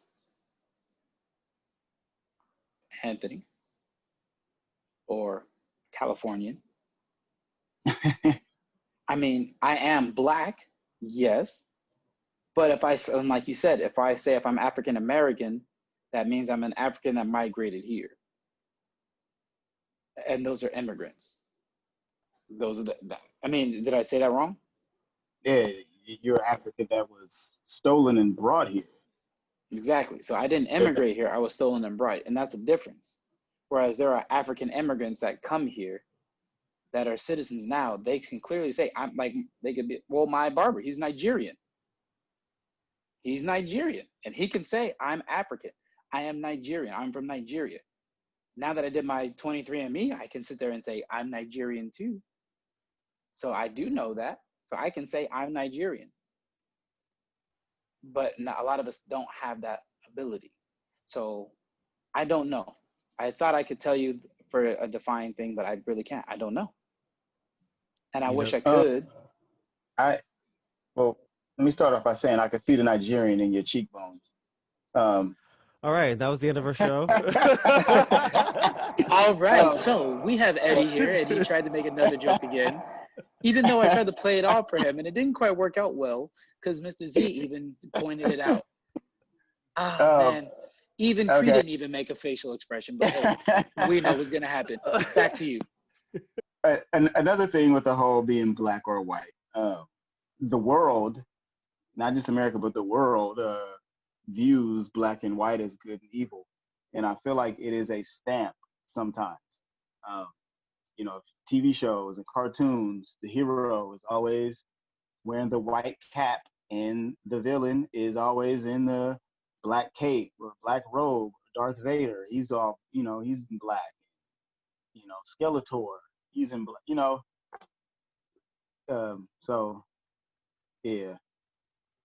That's really interesting that you should mention that, because I was just having that conversation with my creative team on the show that I'm working on, because the kinds of representation I wanted in it was to make sure and to dismantle that thought that black is inherently bad.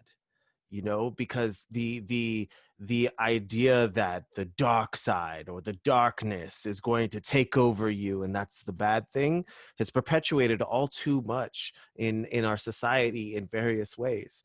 I that's why I'm like, I totally agree with you, because I myself am also trying to flip that stereotype to not just like, it's not this idea of like, we paint white as being bad, but we also take a look at a different way that we can balance out the depiction of good versus evil. I'm black. Forget it. That's all I'm gonna say. I'm black because I'm good.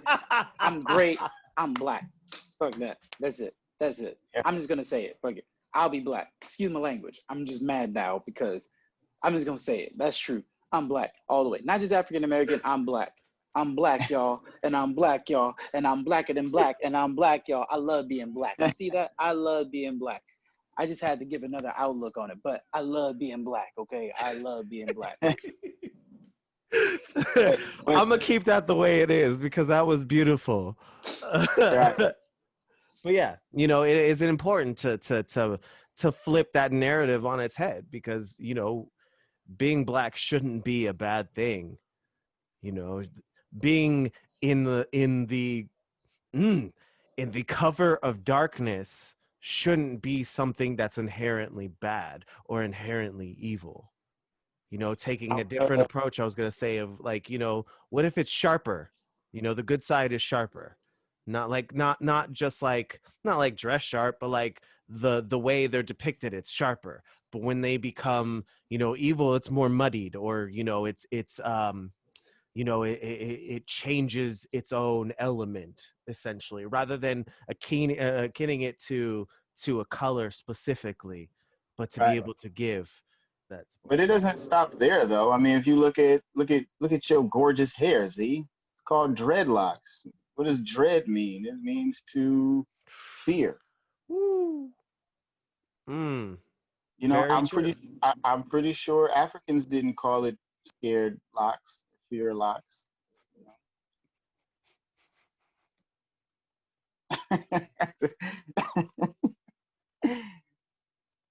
Right? What do they call it? It's true. What do they call it? What do they call what is the natural name for your hairstyle? We should figure that out. So according to like the origins of it, the followers of this movement called themselves dreads. They signify that they had a dread, a fear, or respect for God, emulating Hindu and Nazarite holy men. These dreads grew matted locks of hair, which became known around the world as dreadlocks. So, Mm. just a little Got hair it. education. Thank you. Thank you for that. I appreciate it. Of course. There's nothing but beauty to me.